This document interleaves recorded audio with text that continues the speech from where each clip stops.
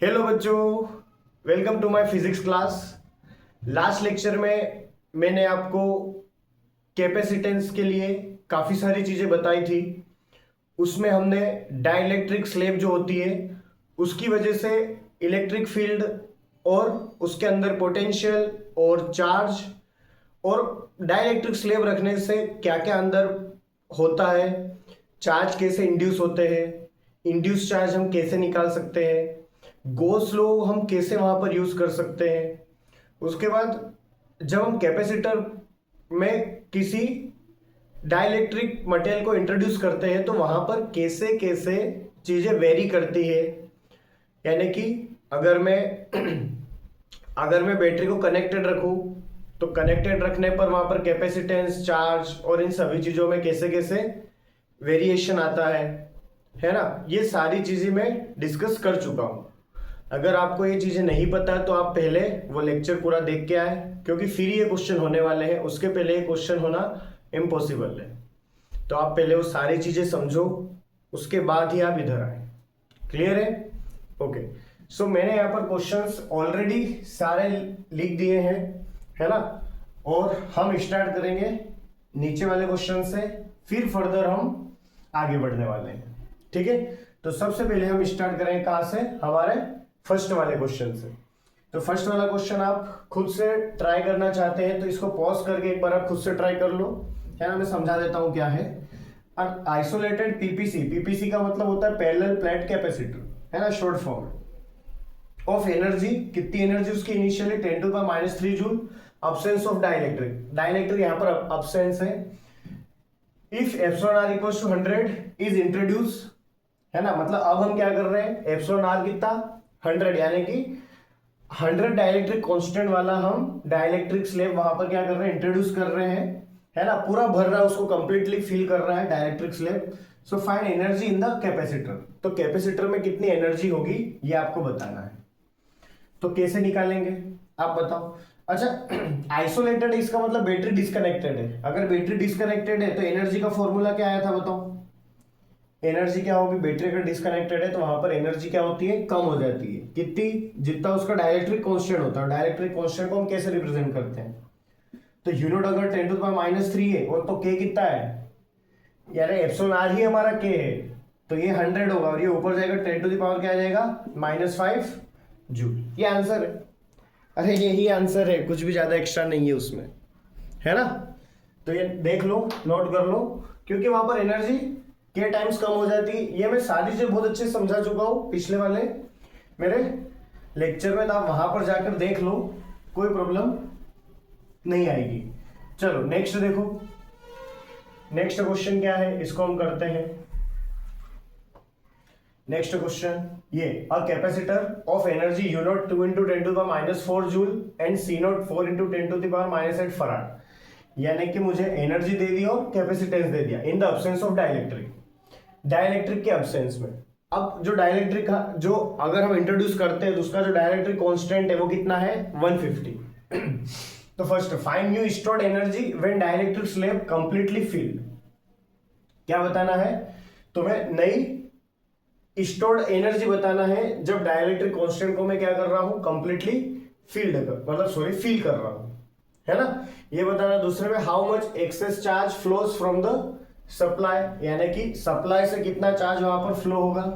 और find ratio of charge on capacitor and induced charge, मतलब तुम्हें चार्ज का रेशियो बताना है कौन सा, एक तो कैपेसिटर पर कितना चार्ज है उसका रेशियो किसके साथ बताना है, जो इंड्यूस्ड चार्ज है उसके साथ। तो ये मेरा पूरा क्वेश्चन है। तो एक बार आप इसको है ना पॉज करके ट्राई कर लो जल्दी से, है ना। इसमें ना एक चीज का ध्यान रखना, इसमें क्या दे रखा है कि यहाँ पर बैटरी है ना कनेक्टेड है। हाँ, क्योंकि जब तक ये पता नहीं चलेगा तब तक आप कुछ भी नहीं कर पाओगे। जो बैटरी है वो क्या है, कनेक्टेड। चलो कैसे करेंगे। अच्छा, फर्स्ट टर्म हो जाएगा, अभी हमने किया, लेकिन बैटरी अगर उसमें तो आइसोलेटेड था लेकिन ये कनेक्टेड है। अगर कनेक्टेड है तो एनर्जी क्या हो जाएगी, क्या एनर्जी के टाइम्स बढ़ जाती है पहले वाली एनर्जी से, ऑब्वियसली। के क्या है, डाइलेक्ट्रिक कांस्टेंट, और वो कितना दे रखा है, 150। 150 इंटू यू नॉट कितना है, 2 × 10⁻⁴। तो आंसर क्या आ जाएगा बताओ, 150 इंटू 2 300, तो 300 को सोल्व करेंगे तो क्या आ जाएगा, 3 इंटू 10 टू द पावर -4, यदि -2 हो जाएगा, और एनर्जी इसलिए जूल। ठीक है ना, तो ये आपका आंसर आ जाएगा फर्स्ट वाले का। How much excess charge flows from the supply. अब क्या हो रहा है, क्योंकि इसकी एनर्जी बढ़ गई है, एक तो ये बात है, तो आपको ये बताना है कि बाहर से कितना चार्ज सप्लाई होगा। अच्छा मुझे बताओ, कैपेसिटेंस इनिशियली कितना उस पर चार्ज होगा, क्या इनिशियली आप चार्ज निकाल सकते हो? अच्छा ऐसे समझो, इनिशियल चार्ज निकालने में तो जरूरत भी नहीं है। मुझे बताओ कैपेसिटेंस क्या, मुझे पता है हाँ, लेकिन अगर बैटरी कनेक्टेड हो तो जो चार्ज है क्या वो के टाइम्स बढ़ जाता है चार्ज? जो चार्ज है वो क्या होता है, के टाइम्स बढ़ जाता है, और के टाइम्स बढ़ जाता है मतलब क्या होगा, पहले का जो चार्ज है ना, उससे के टाइम्स बढ़ जाएगा। लेकिन अब मुझे क्या इनिशियल चार्ज पता है? नहीं पता है, लेकिन एनर्जी पता है और सी पता है। तो अब मैं या एक काम करूं, पहले इनिशियल चार्ज निकाल लेता हूं। इनिशियल चार्ज, चार्ज का फॉर्मूला क्या होता है, Q equals to C V, ये मुझे पता है ना, Q equals to C V, Q equals to C naught V naught. अच्छा एनर्जी, एनर्जी में क्या आई है, कमी आई है, सॉरी कमी नहीं, बढ़ा है, एनर्जी बढ़ा है क्योंकि कनेक्टेड है ना। तो मुझे यहाँ पे जरूरत किसकी है, मुझे क्योंकि यहाँ पर चार्ज निकालना है कि चार्ज कितना आया है ना। तो अगर मैं बात करूं सी नोट तो इतना और वी नोट, तो मैं शुरुआत का चार्ज जरूर निकाल सकता हूं, लेकिन मेरे पास वी नहीं है, यू जरूर है। तो मेरे पास क्या फॉर्मूला पता है मुझे, यू इक्वल्स टू क्या होता है, हाफ सी वी स्क्वायर। अगर यू नोट है और सी नोट है तो क्या मैं वी नोट निकाल सकता हूं? हाँ, तो ये हो जाएगा 2 U naught upon C naught equals to V naught का स्क्वायर। तो पहले ना यू नोट और सी नोट यहाँ पे रख के सोल्व करो इसको, तो आंसर आएगा हमारे पास, है ना। ये तो आपने नोट कर लिया होगा, इसको मैं रफ कर देता हूँ, है ना। ये तो कर लिया होगा ना, इतना बच रहा है 3 इंटू, इसकी जरूरत मुझे अभी तो नहीं है ना, होगी तो फिर से निकाल लेंगे। चलो जल्दी देखो, इसमें क्या हो जाएगा, मुझे वी नोट स्क्वायर चाहिए, तो 2 और यू नोट कितना है, 2 into 10 to the power -4 upon C naught कितना है, 4 into 10 to the power -8 equals to V naught square. 4 से 4 कट, ये ऊपर जाके प्लस का, तो प्लस का 10 टू द पावर 4, इधर से रूट आ जाएगा, तो ये बाहर आके 10 to the power 2 V naught, तो वी नोट कितना हो गया 100। तो वी है मेरे पास, तो क्या मैं इनिशियली क्यू नोट निकाल सकता हूँ? निकाल सकता हूँ, क्योंकि सी नोट है मेरे पास। सी नोट कितना है, 4 इंटू 10 टू द पावर -8, और वी नोट अभी मैंने निकाला 100। तो आंसर क्या आ जाएगा, इसको सोल्व करेंगे तो Q इक्वल्स टू के, इन दोनों को सोल्व करेंगे क्यू नोट आ जाएगा, तो है ना, मैं यहाँ पे इंटू लिख, अच्छा K की वैल्यू क्या मुझे पता है, डायरेक्ट्रिक कांस्टेंट कितना था, कितना है 150, 150 इंटू क्यू नोट कितना हो जाएगा 4 इंटू 10 टू द पावर -8, और दो और ये हो गए, तो क्या है -6 हो जाएगा। ठीक है, तो 150 इंटू 4 कितना हो जाएगा 150 इंटू 4 कितना होगा 600, है ना। 6 और 2 जीरो और उधर लग जाएंगे, तो क्या आ जाएगा 6 into 10 to the power -4 charge, नया वाला चार्ज। ये क्या है, नया वाला चार्ज, लेकिन बोला है find, sorry, how much excess charge flows from the supply. तो ये तो नया वाला चार्ज है, पुराना चार्ज कितना था, पुराना चार्ज तो यहां से आया था, तो सप्लाई कितना हुआ, तो ये जो फाइनल चार्ज है ना, इनिशियल चार्ज में से माइनस कर दो तो वो सप्लाई चार्ज आ जाएगा। तो फाइनल कितना है 6 इंटू 10 टू द पावर -4, और पहले वाला कितना था, माइनस करके 4 इंटू 10 टू द पावर -6, यही है ना, 4 इंटू, और ये 6 है, और -4 क्योंकि इसकी वजह से हो गया था ना, हाँ ठीक है। तो यहाँ पे मैं एक काम कर सकता हूँ, इन दोनों को माइनस करके, लेकिन एक -4 है और एक -6 है, ठीक है। तो आप इसको थोड़ा सा सही से सोल्व करोगे, तो अगर मैं इसको -4 बनाने जाऊंगा तो इधर क्या होगा, कमी आएगी बढ़ेगा, कमी आएगी या बढ़ेगा, कमी आएगी, है ना। तो 0.04, मतलब ये क्या होगा, 2 पॉइंट इधर आ गए थे, 2 बढ़ के -4 बन जाएगा। तो 6 में से माइनस कर दो, क्या आ जाएगा चार्ज बताओ, क्या ये 5.96 हो जाएगा, देख लो एक बार, इसमें से माइनस होगा 10 टू द पावर -4 अलग हो जाएगा, कूलॉम में charge 5.96 10 to the power -4 coulomb, बताओ ये होगा ना। ठीक है, तो ये वाला हो गया, सेकंड वाला पार्ट भी कंप्लीट हो गया। अब क्या बोला, find ratio of charge on capacitor and induced charge, मतलब किसका चार्ज, कैपेसिटर का चार्ज और इंड्यूस्ड चार्ज का रेशो, ये बोला है। तो कैपेसिटर पर चार्ज और इंड्यूस्ड चार्ज का रेशो कैसे निकालेंगे, ये कैसे निकालेंगे, देखो। अच्छा, कैपेसिटर पर चार्ज मतलब वो फ्री वाला चार्ज, और इंड्यूस्ड चार्ज मतलब वो क्यू आई वाला चार्ज। तो क्या इन दोनों मुझे रिलेशन पता है, डेंसिटी नहीं बोला है ना, चार्ज और डेंसिटी होगी तो भी सेम ही होता है, अलग नहीं होता है। तो क्यू जो है, क्यू फ्री, सॉरी, क्यू जो इंड्यूस्ड है वो माइनस क्यू फ्री 1 - 1/k के बराबर होता है। तो मुझे किसका रेशो निकालना है, कैपेसिटर वाले का इंड्यूस्ड के साथ।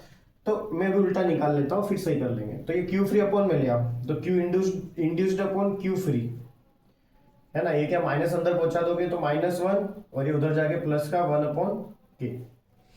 तो क्या हो जाएगा, लेकिन है ना, हम नॉर्मली हम क्या करते हैं कि माइनस को हटा लेते हैं, क्योंकि हमें सिर्फ रेशो देखना है, माइनस प्लस से मतलब नहीं होता है। नहीं तो यूं माइनस में आंसर आएगा, बाकी कुछ भी नहीं है। तो मुझे फिलहाल माइनस से मतलब नहीं है, इसलिए मैं सिर्फ डायरेक्ट रेशो देखना चाहता हूं। तो ये रहेगा, बस इसको सोल्व करते जाओ, आंसर आ जाएगा।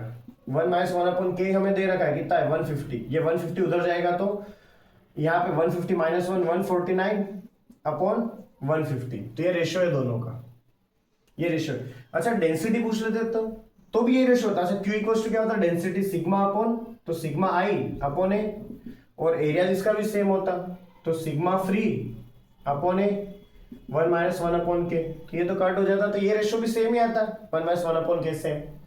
तो 1 - 1/k क्या है, इन दोनों का रेशो है। तो ये क्यू इंड्यूस्ड अपॉन फ्री का रेशो है, लेकिन अगर मैं इसके हिसाब से देखूं तो रेसिप्रोकल करना पड़ेगा। तो Q free upon Q I किसके बराबर हो जाएगा, 150/149 के बराबर हो जाएगा। ठीक है ना, ठीक है, ओके। तो ये वाला सेकंड वाला भी कंप्लीट हो गया। अब थर्ड वाला देखो, ये थर्ड वाला है।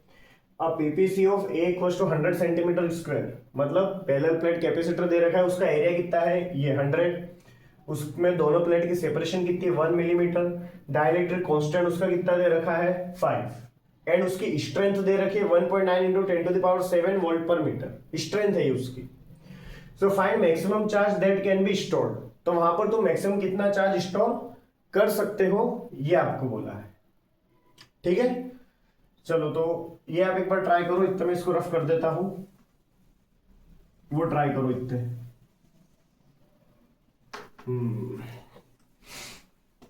चलो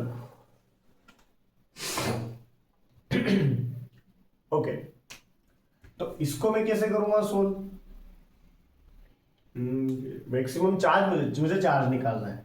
अच्छा, अगर मैं सी की बात करूं तो, अच्छा ऐसे मुझे बताओ, चार्ज निकालना है तो क्या होता है, charge Q equals to C V होता है। तो Q equals to C, C क्या होता है, के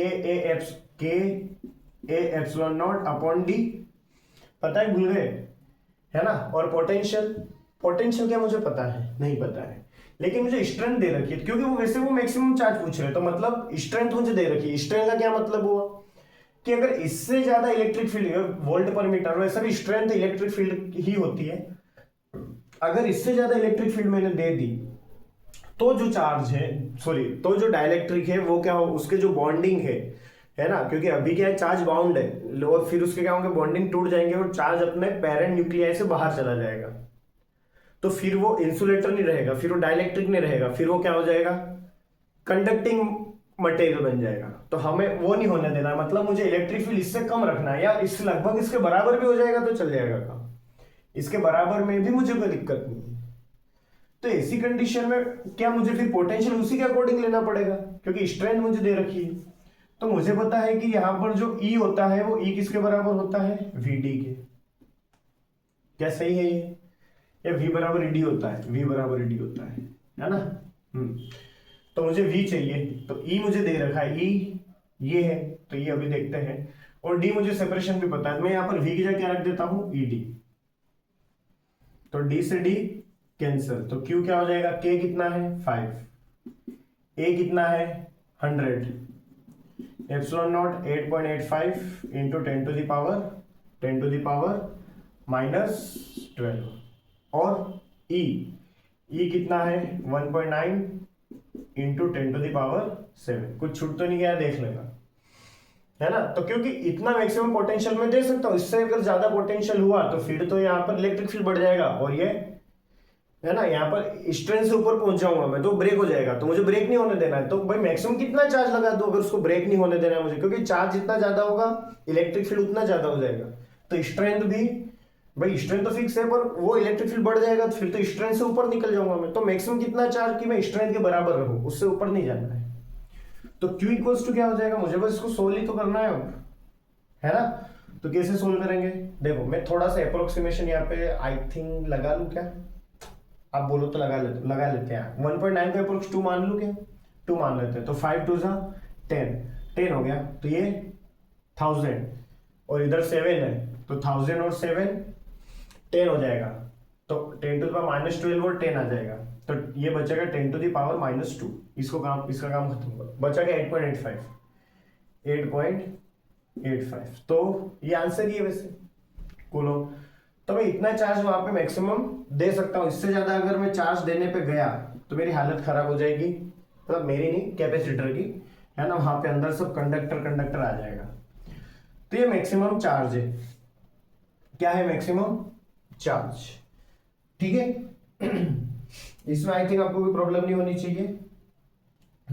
हाँ देखो मल्टीप्लाई करोगे तो क्या है, लगभग थोड़ा बहुत छोटा कुछ 8 पॉइंट वो करना एक बार, कुछ 5 के समथिंग ऐसा कुछ आ जाएगा, है ना। एक बार ट्राई कर लेना। तो मैंने थोड़ा अप्रोक्सीमेशन अभी लगा लिया, आप सही से कैलकुलेशन कर लेना इसकी, है ना। मुझे नहीं लगता है आपको कोई ज्यादा प्रॉब्लम होगी इसमें। ठीक है, कोई प्रॉब्लम, ठीक। अरे यार इसमें एक तो है, एक प्रॉब्लम है, एरिया मैंने 100 लिया है लेकिन ये 100 सेंटीमीटर स्क्वायर, मुझे एसआई यूनिट में चेंज करना पड़ेगा। तो सेंटी कितना होता है 10 टू द पावर -2, और स्क्वायर करेंगे तो 10 टू द पावर -4। हाँ ठीक है, आपको पता था वो गलत हो गया, पर ठीक है अगर आपको ये पता था तो बहुत अच्छी बात है ना। तो 10 टू द पावर -4 हो जाएगा। अरे वो स्क्वायर हो रहा है इसलिए 10 टू द पावर -4, यूं -2 होता है, पर स्क्वायर सेंटीमीटर में तो सेंटी का भी स्क्वायर हो रहा है, तो -4 हो जाएगा। तो -4 तो ये बन जाएगा -6, ठीक है। देख लेना इसको एक बार। ओके, और भी होगा ना इसमें, एक ये कुछ, अच्छा यही था इसमें, ठीक। तो थर्ड वाला यहाँ पे कंप्लीट हो गया। अब अगला इसको रफ कर देता हूं मैं। चलो पहले अगला क्या है, अगला ये फोर्थ वाला ये क्वेश्चन है ना, यहाँ से ये बाकी ऊपर वाला अलग है, सिर्फ ये इतना वाला। इसको देखो, इसमें क्या लिखा है, हमें कैपेसिटर दे रखा है, कैपेसिटर है और इस पे चार्ज देते हैं, एक पे क्यू चार्ज है और एक पे -2 क्यू चार्ज है, और अंदर एक डाइलेक्ट्रिक स्लैब भरा है ना। इसकी जो थिकनेस है वो कितनी है, d/4। इसकी थिकनेस कितनी है, d/4, और इसका जो डाइलेक्ट्रिक कांस्टेंट है वो कितना है 2। ये हमें दे रखा है, दोनों के बीच का सेपरेशन d है, दोनों प्लेट के बीच का, ठीक है। ऐसे कुछ दे रखा है हमें अरेंजमेंट।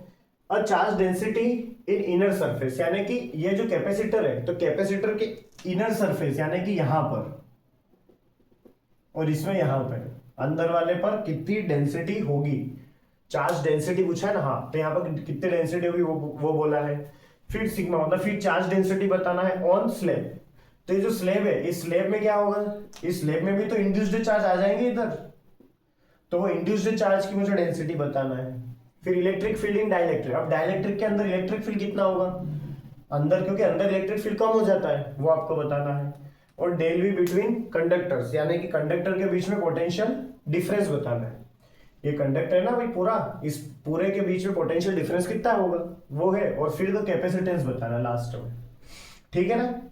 तो मैं आप ये पोस्ट करके ट्राई करो इतने, मैं इसको रफ करता हूं, है ना।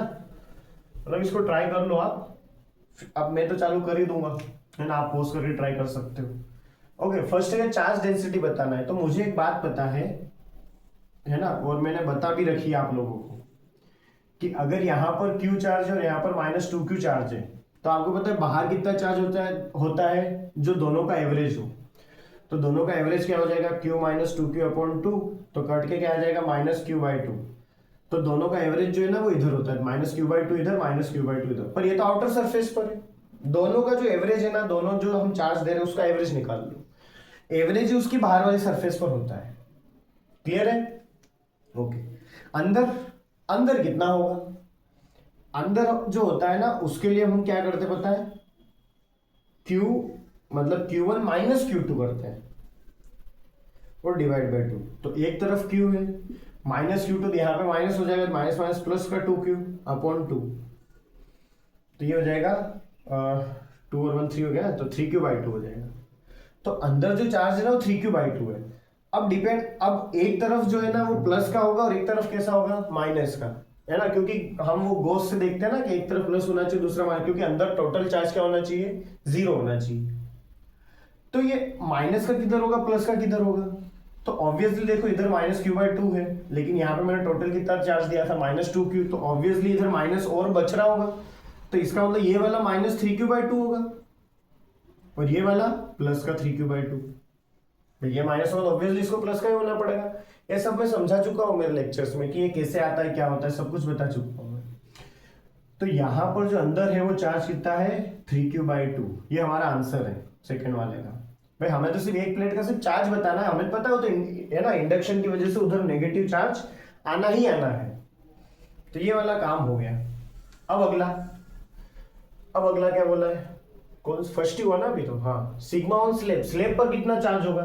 तो आपको पता है कि स्लैब पर जो चार्ज है वो बाहर जो भी चार्ज है उसका k टाइम्स कम हो जाता है, तो बताओ k कितना, इसका 2 है, तो क्या वो जो चार्ज है वो Q0 का k टाइम्स कम हो जाएगा, है ना। अगर कम हो जाएगा तो क्या हो जाएगा, 3Q/2 और कितना 2 टाइम्स, तो 2 टाइम्स कम और अपॉन में, अच्छा अपॉन में कुछ नहीं, यही था, तो क्या हो जाएगा 3Q/4। तो यहां पर जो चार्ज है और हमें पता है वो नेगेटिव होगा, तो 3Q/4, यहाँ पे -3Q/4, तो इधर प्लस का 3Q/4। वैसे आंसर 3Q/4 है, क्योंकि हमें ये नहीं बोल रहा है कि कौन सी या किधर, हमें सिर्फ पता है उसकी वही स्लैब पे कितना चार्ज इंड्यूस हो जाएगा, तो हम प्लस में आंसर देते हैं, माइनस में नहीं देते। पर मैंने माइनस इसलिए लिख दिया क्योंकि इधर प्लस है तो ऑब्वियसली इधर इंड्यूस होके माइनस ही आना है, नेगेटिव चार्ज। ठीक है जी, सेकेंड वाला भी कंप्लीट हो गया, है ना। उम्मीद करता हूँ आपने नोट कर लिया होगा ये। ओके, इलेक्ट्रिक फील्ड इन डाइलेक्ट्रिक। अब ये डाइलेक्ट्रिक के अंदर इलेक्ट्रिक फील्ड कितना होगा अंदर, तो इलेक्ट्रिक फील्ड का फॉर्मूला क्या होता है, E = σ/ε0। तो तुम दो तरीके से कर सकते हो कि एक तो बाहर कितना इलेक्ट्रिक फील्ड उससे करके, इसमें हमें पता है k टाइम्स इलेक्ट्रिक फील्ड कम हो जाता है तो उससे कर लो, या फिर इधर इसमें जो चार्ज इंड्यूस हो रखा है डाइलेक्ट्रिक पर उससे यहाँ पे सिग्मा बना के वहां से भी कर सकते हो। दोनों ही चीजें, क्योंकि आपको पता है Q/A/ε0 होता है, तो Q आप अभी निकाल के बैठे हो, कितना है 3Q/4, है ना। तो 3Q/4A/ε0 ये इलेक्ट्रिक फील्ड है अंदर। या फिर आप बाहर के हिसाब से निकालो, तो देखो बाहर के हिसाब से इलेक्ट्रिक फील्ड अगर मैं निकालूंगा, पहले बताओ कि भाई ये वाला जो चार्ज मतलब यहाँ पे इलेक्ट्रिक फील्ड E0 होगा, अंदर जो है वो E0 क्या होता है, तो मुझे E0 चाहिए, तो E0 क्या होगा, σ/ε0, सिग्मा, क्योंकि ये वाला चाहिए, तो फॉर्मूला क्या होता है Q/A/ε0, सिग्मा होता है Q/A। अब यहाँ पर जो चार्ज है वो चार्ज कितना है यहाँ पे 3Q/2, तो 3Q/2A/ε0 मुझे क्या चाहिए। अब डाइलेक्ट्रिक के अंदर तो वो तो E0/K होता है, E0 कितना है 3Q/2A/ε0 और K की वैल्यू 2 है, εr K εr ही होता है, तो 3Q/4A/ε0 ये सेम ही आना है। या तो यहाँ पर जो चार्ज इंड्यूस हो रहा है उससे निकाल लो, या फिर टोटल इलेक्ट्रिक फील्ड में से डिवाइड बाय K कर दो जो इसका डाइलेक्ट्रिक कांस्टेंट है वो, तो यहां से भी आ सकता है। अब बोला है पोटेंशियल डिफरेंस बिटवीन कंडक्टर्स, तो अब इस पूरे कंडक्टर के बीच में पोटेंशियल डिफरेंस क्या होगा, क्योंकि देखो यहाँ पर पोटेंशियल जो एयर है, एयर में पोटेंशियल डिफरेंस अलग है और जहां पर डाइलेक्ट्रिक स्लैब भरी वहां पर पोटेंशियल डिफरेंस अलग है, तो जो टोटल पोटेंशियल डिफरेंस है वो V1 + V2 के बराबर होगा, यानी कि एयर का potential difference plus dielectric slab का पोटेंशियल डिफरेंस। तो पोटेंशियल डिफरेंस का फॉर्मूला क्या होता है, V = ED होता है, तो ED यानी कि रेस्पेक्टिव इलेक्ट्रिक फील्ड और रेस्पेक्टिव डिस्टेंस, है ना। तो अब मुझे बताओ कि मैं अगर सबसे पहले एयर की बात करूं तो एयर में इलेक्ट्रिक फील्ड कितना है, E0 है, और डिस्टेंस, तो एयर की डिस्टेंस कितनी है, देखो D/4 थिकनेस पर कौन भरा हुआ है, डाइलेक्ट्रिक, और टोटल डिस्टेंस D है, तो सिर्फ एयर कितने में होगी, D में से पूरे टोटल डिस्टेंस में से डाइलेक्ट्रिक स्लैब की थिकनेस को माइनस कर दो, भाई इतनी जगह में एयर भरी हुई है, तो मतलब ये जो डिस्टेंस है इसको मैं कर दूंगा D - D/4, बस इतनी तो है ये, मतलब एयर में ये एयर यही तो होगी, टोटल D में से ये D/4 है, इसको माइनस कर दो तो बची हुई एयर, तो यहाँ पर ये हो जाएगा प्लस V2, यानी कि अब इसके अंदर कितना पोटेंशियल, बाहर का तो हो गया काम, अब अंदर कितना पोटेंशियल है, तो अंदर इलेक्ट्रिक फील्ड कितना है, ई है, और आपको पता है ई की वैल्यू क्या होती है, ई नॉट अपॉन के, तो ई नॉट अपॉन के हो गया, है ना, या फिर ई लिखो क्योंकि ई मेरे पास वैसे भी है तो मैं ई से भी काम कर लूंगा, दोनों से कर सकते हैं, इससे कोई दिक्कत नहीं है।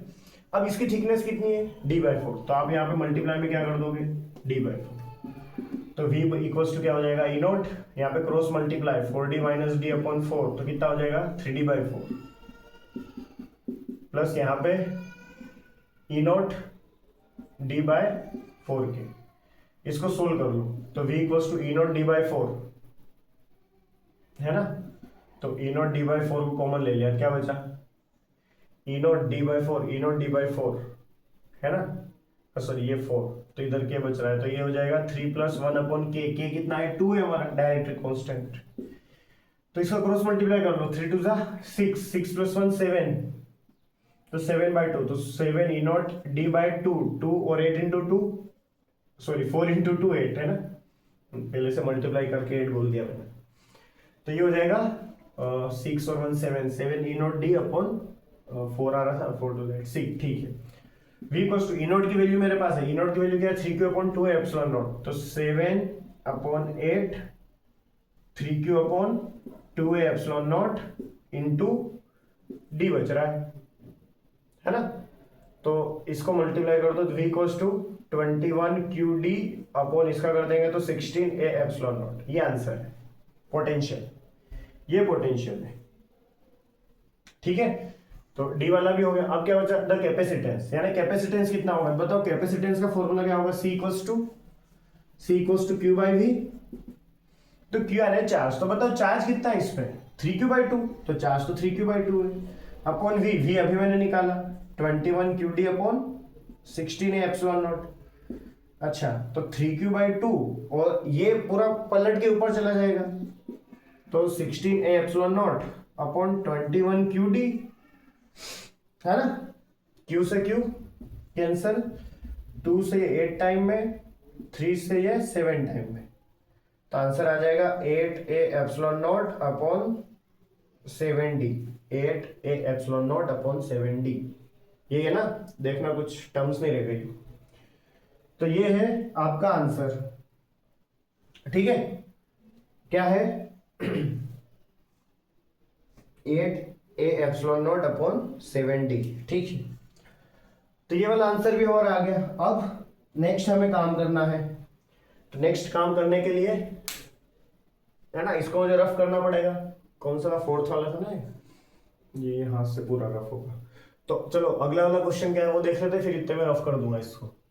फॉर पीपीसी पता है parallel plate capacitor, the D is, D मतलब दोनों, है ना, पैरेलल प्लेट कैपेसिटर है, तो उसका जो सेपरेशन है वो सेपरेशन मुझे दे रखा है, कितना दे रखा है सेपरेशन 0.05 मीटर का। अब फील्ड 3 × 10⁴ वोल्ट पर मीटर बिटवीन प्लेट्स, मतलब प्लेट के बीच में कितनी फील्ड है, इलेक्ट्रिक फील्ड दे दी, इसका मतलब ये है ना 3 × 10⁴। It is disconnected from the battery, ये है ना बैटरी से क्या है, डिस्कनेक्टेड है ना, बैटरी से कनेक्टेड नहीं है, and uncharged metal plates of thickness 0.01 metre inserted between plates. अब वहां पर क्या किया है, अनचार्ज्ड मेटल प्लेट को, मेटल प्लेट जो है उसकी जो थिकनेस है वो कितनी 0.01 मीटर है, वो उसके अंदर रख दी है ना, inserted between plates. So del V across capacitor before and after introduction of metal plate, यानी कि मेटल प्लेट रखने के पहले और बाद में पोटेंशियल कितना होगा ये बताना है, पोटेंशियल बताना है ना, उसकी थिकनेस वगैरह दे रखी है मुझे, ठीक है, तो ये आपका काम है, आप पॉज करके ट्राई करो, इतने मैं इसको रफ कर देता हूं, ठीक है, आप पॉज करके ट्राई कर लो, है ना, यहां से इसका काम का नहीं है, मैं हटा देता हूं, तो आप पॉज करके ट्राई करो और देखो इधर। अच्छा मुझे क्या बोला है, पीपीसी दे रखा है और उसकी थिकनेस वगैरह ई भी दे दिया मुझे, पोटेंशियल डिफरेंस बताना। अच्छा ई दे रखा है और थिकनेस दे रखी है, तो इनिशियल पोटेंशियल डिफरेंस जो वी नोट है, वी नोट क्या होगा ई डी, यानी कि ई नोट और डी, तो शुरुआत में कितना इलेक्ट्रिक फील्ड है 3 × 10⁴ और डी कितना है 0.05, तो वी नोट कितना हो जाएगा, इसका इससे मल्टीप्लाई करेंगे तो 15, तो 0.15 इंटू 10⁴, तो वी नॉट क्या हो जाएगा, ये दो इधर ले आओ तो ये वैल्यू बढ़ जाएगी, मतलब पॉइंट को 2 डिजिट उधर ले जाओ, वैल्यू बढ़ जाएगी, तो ये कम हो जाएगा कितना 2, तो 10⁻², क्या हो जाएगा 10⁻², तो 15 इंटू 10⁻², और अगर एक ही पॉइंट लेना चाहते हो तो एक भी ले सकते हो, तो 1.5, तो ये 10⁻³ बचेगी वोल्ट में, या फिर इसको क्या बोल सकते हो 1.5 किलो वोल्ट, क्या किलो वोल्ट बोल सकते हैं, इसमें कोई प्रॉब्लम है ना। ओके, अब क्या कर रहे हैं हम, यहां पर इंट्रोड्यूस कर रहे हैं किसको, थिकनेस, किस मेटल प्लेट की थिकनेस है 0.01 मीटर, इसको मैं इंट्रोड्यूस कर रहा हूं। मुझे बताओ कि जो, अच्छा पहले देखो डायग्राम के थ्रू समझो, ऐसा और ये है, ये मेटल प्लेट है, बहुत कम थिकनेस है, कितनी है 0.01 मीटर की। तो इसमें जो के होता है क्या वो के इनफाइनाइट होता है, हमें पता है मेटल प्लेट के लिए जो के होता है वो क्या होता है, इनफाइनाइट होता है, बहुत ज्यादा होता है, यानी कि सारा का सारा चार्ज इंड्यूस हो जाता है, इसीलिए उसका जो डाइलेक्ट्रिक कांस्टेंट है वो बहुत ज्यादा हो जाता है। ठीक है, और थिकनेस दे रखी है, टोटल इधर कितना था 0.05 था, है ना, टोटल 0.05 है, तो टोटल 0.05, मुझे क्या चाहिए v, तो v इक्वल्स टू क्या होगा v1 प्लस v2 होगा क्या, है ना, v1 यानी कि ये इधर इधर वाला यानी कि एयर वाला, और v2 पोटेंशियल किसके अंदर, मेटल के अंदर, तो भाई v क्या होता है ed, तो मुझे बताओ सिर्फ एयर एयर की बात करते हैं, एयर में इलेक्ट्रिक फील्ड क्या इनोट होगा, और इसकी जो इसका जो सेपरेट मतलब सिर्फ एयर एयर की डिस्टेंस कितनी है भाई, टोटल में से मेटल की डिस्टेंस को माइनस कर दो, तो क्या 0.04 बचेगा, प्लस v2 यानी इसके अंदर पोटेंशियल, तो इसके अंदर पोटेंशियल कितना होगा, तो क्या पोटेंशियल हमें पता है, इसके अंदर पोटेंशियल कितना होगा, क्या आप बता सकते हो। देखो सुनो, पहली बात तो ये, अच्छा v इक्वल्स टू ed होता है पहली बात तो ये कि जो e है वो क्या होता है, जीरो, भाई ये तो मेटल है, k इनफाइनाइट चला गया, तो हमें पता है कि जो इंड्यूस होता है ना, उसके अंदर वो या इलेक्ट्रिक फील्ड जो इंड्यूस होता है वो k टाइम्स क्या हो जाता है, कम हो जाता है, अंदर k टाइम्स कम हो जाता है ना, तो k इनफाइनाइट हो गया, तो ये तो जीरो हो गया ना, तो अंदर ये ही जीरो हो गया, तो यही जीरो हो गया, पूरा ही जीरो बन गया है, सिर्फ इतना ही बचा है। ई नोट मुझे दे रखा है 3 इंटू 10⁻⁴ इंटू 0.04, तो v क्या हो जाएगा 12, है ना, 0.12 इंटू 10⁻⁴, अगर एक पॉइंट में उधर लूंगा 1.2 इंटू 10⁻³ वोल्ट, या फिर 1.2 किलो वोल्ट, किलो होता है 10⁻³, तो 1.2 आ जाएगा, है ना। तो ये क्या है, before and after introduction of metal plate, तो पहले ये था, बाद में पोटेंशियल ये हो गया 1.2 किलो वोल्ट हो गया, पहले 1.5 बाद में 1.2, ठीक है, तो पोटेंशियल डिफरेंस आ गया। What would be potential difference if plate has k equals to 2, अगर प्लेट का जो डाइलेक्ट्रिक कांस्टेंट है वो क्या हो जाए 2 हो जाए, प्लेट का डाइलेक्ट्रिक कांस्टेंट अगर 2 हो जाए तो पोटेंशियल डिफरेंस क्या होगा, इसी को उठा के लेके आओ, v equals to E naught, अच्छा इसको तो सोल्व किया था मैंने, पूरा सोल्व वही था, तो इसको तो लिखो ना डायरेक्ट 10⁻³ प्लस e, अब वहां पे क्या आ गया, वो जो मेटल प्लेट है उसका डाइलेक्ट्रिक कांस्टेंट 2 बोल दिया मान लो, तो ई नॉट अपॉन के, ई नॉट कितना था 3 इंटू 10⁻⁴, और के कितना इसके अंदर, अभी 2 का बोल दिया उन्होंने, तो 2 रख दो, इंटू थिकनेस इसकी, तो थिकनेस कितनी 0.01, है ना, 2 से 3 कट हो जाएगा कितने टाइम में 1.5, 1.5 का मल्टीप्लाई 0.01 के साथ करेंगे, तो 1.2 इंटू 10⁻³ प्लस इन दोनों का मल्टीप्लाई करेंगे, तो मल्टीप्लाई कर, अच्छा एक काम करो, ये पॉइंट हटाते हैं, पॉइंट हटाते इधर क्या हो जाएगा, ये पॉइंट उधर जाएगा,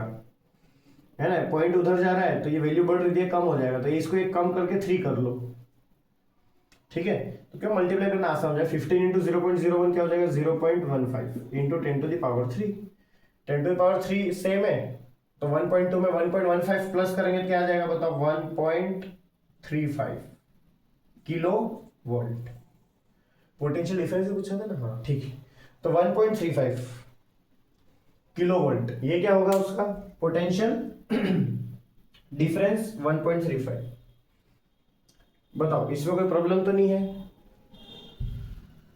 कोई प्रॉब्लम नहीं है ना, ठीक है, तो इसको मैं रफ कर दूं, क्या इसको मैं रफ कर दूं? है ना, इसको नोट कर लो आप। चलो देखो, अब यहाँ पर एक और क्वेश्चन है मेरे पास, है ना, बस आज का आखिरी क्वेश्चन है, यही करेंगे अपन, इससे आगे नहीं बढ़ेंगे, है ना। तो ये जो क्वेश्चन है इसको हम कैसे करेंगे, सबसे पहले है क्या है कि यहाँ पर क्या मेरे पास एक पीपीसी है, पैरेलल प्लेट कैपेसिटर, और अंदर क्या भरा हुआ है, डाइलेक्ट्रिक मटेरियल। लेकिन वो डाइलेक्ट्रिक मटेरियल एक जैसा भरा हुआ नहीं है, यूनिफॉर्म नहीं है। अभी तक तो यूनिफॉर्म था, ये क्या हो रहा है, एप्सिलॉन आर जो है वो ए प्लस बी एक्स के साथ चेंज हो रहा है ना, मतलब एक जैसा नहीं, अब ए प्लस बी एक्स आ गया वहां पे, है ना। जैसे जैसे डिस्टेंस बढ़े, क्योंकि एक्स बढ़ेगा तो ये डाइलेक्ट्रिक कांस्टेंट भी बढ़ने वाला है, तो मतलब धीरे धीरे जैसे आगे बढ़ोगे डाइलेक्ट्रिक कांस्टेंट अपनी वैल्यू चेंज कर रहा है। ऐसे कुछ भरा हुआ है अंदर, सेपरेशन डी पर, हाँ ये है कि पूरे में भरा हुआ है, ऐसे बीच में नहीं है, पूरा पूरा के पूरे प्लेट मतलब पूरे पूरे कैपेसिटर को फिल कर रहा है डाइलेक्ट्रिक कांस्टेंट। तो आपको सबसे पहले यहाँ पर एक तो कैपेसिटेंस बताना है कि इसका कैपेसिटेंस कितना होगा, और दूसरा पोटेंशियल है distance x from origin, origin से कितने डिस्टेंस पर, मतलब ओरिजिन से एक्स डिस्टेंस पर आपको पोटेंशियल बताना है। ये क्वेश्चन है, इसको ट्राई कर सकते हो आप, नहीं तो मैं बता रहा हूं, फिर मैं जो बता रहा हूं वो देखो। अच्छा देखो, ऐसे है ना, इसको ट्राई करना बहुत मुश्किल हो जाएगा अगर आप डायरेक्ट करने जाओगे तो।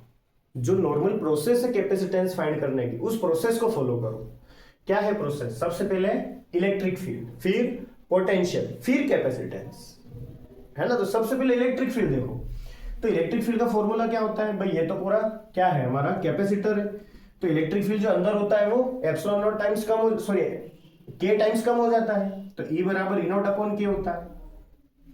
तो ई नॉट क्या है, सिग्मा अपॉन एप्सिलॉन नॉट, ये ना ई नॉट अंदर कैपेसिटर के अंदर सिग्मा अपॉन एप्सिलॉन नॉट, और के क्या है, डाइलेक्ट्रिक कांस्टेंट, तो डाइलेक्ट्रिक कांस्टेंट अपना एप्सिलॉन आर।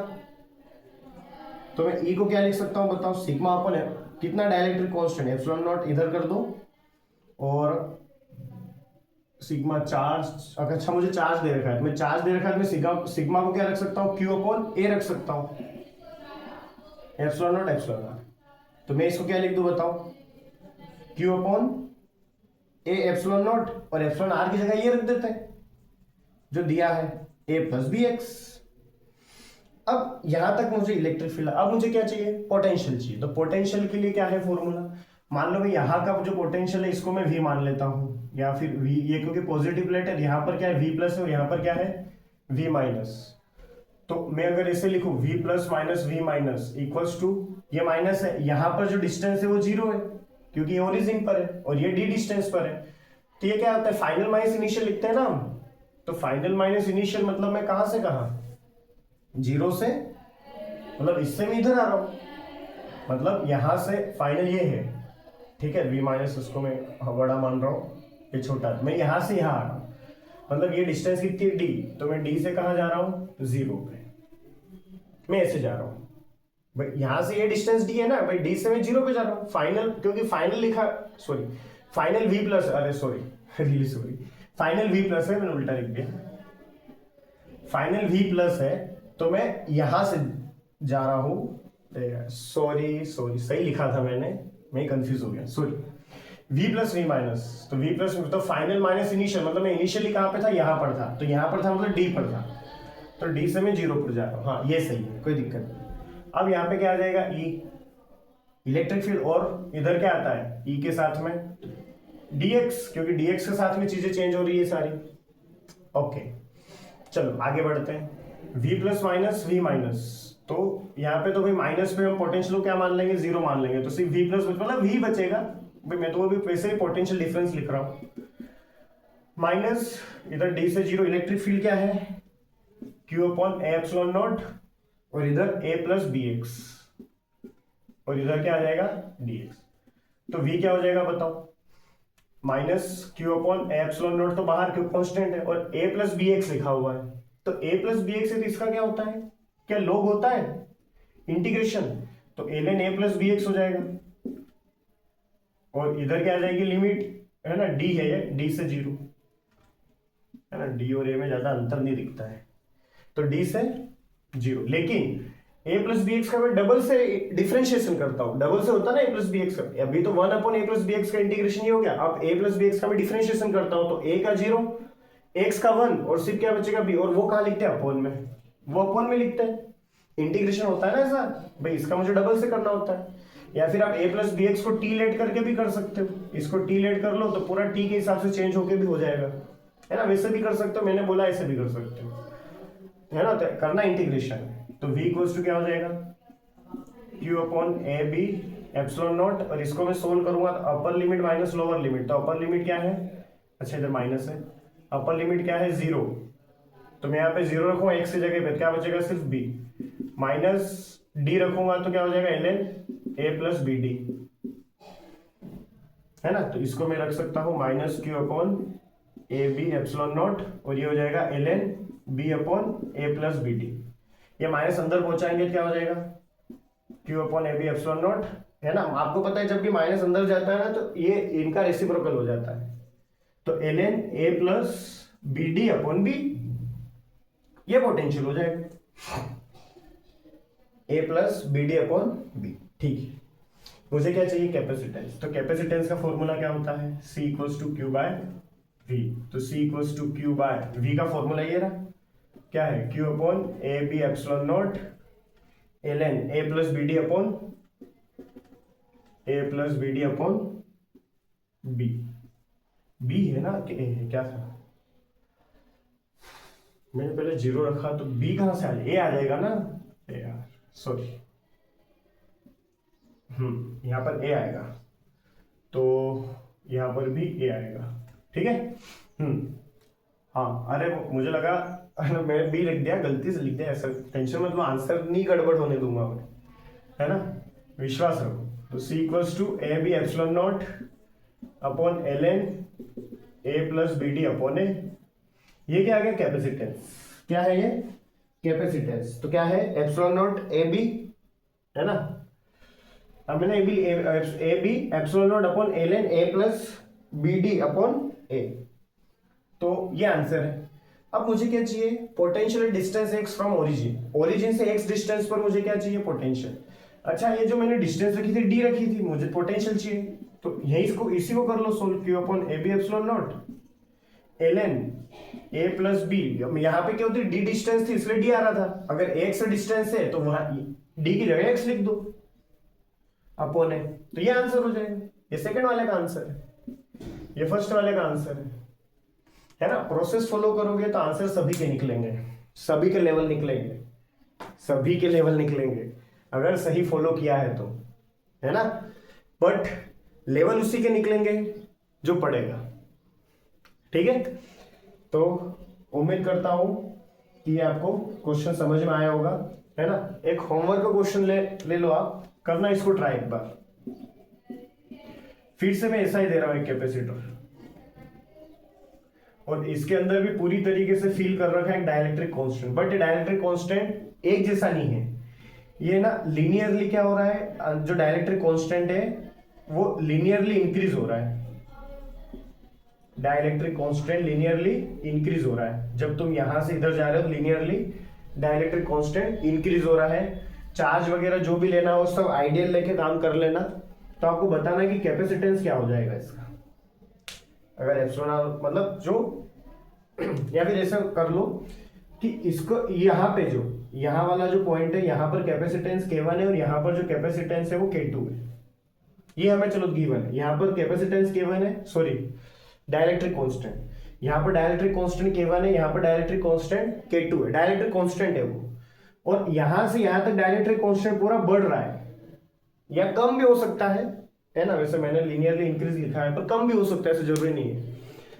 तो आपको बताना है कि कैपेसिटेंस कितना होगा, बाकी सारी चीज आइडियल लेके काम कर लेना, जो भी एरिया है ना, डिस्टेंस वगैरह जिसकी भी जरूरत लगे आपको सब आइडियल ले लेना और इसको ट्राई करना, ठीक है ना। तो आपने लास्ट तक वीडियो को देखा उसके लिए बहुत बहुत धन्यवाद, ऐसे ही अपनी पढ़ाई करते रहे, है ना।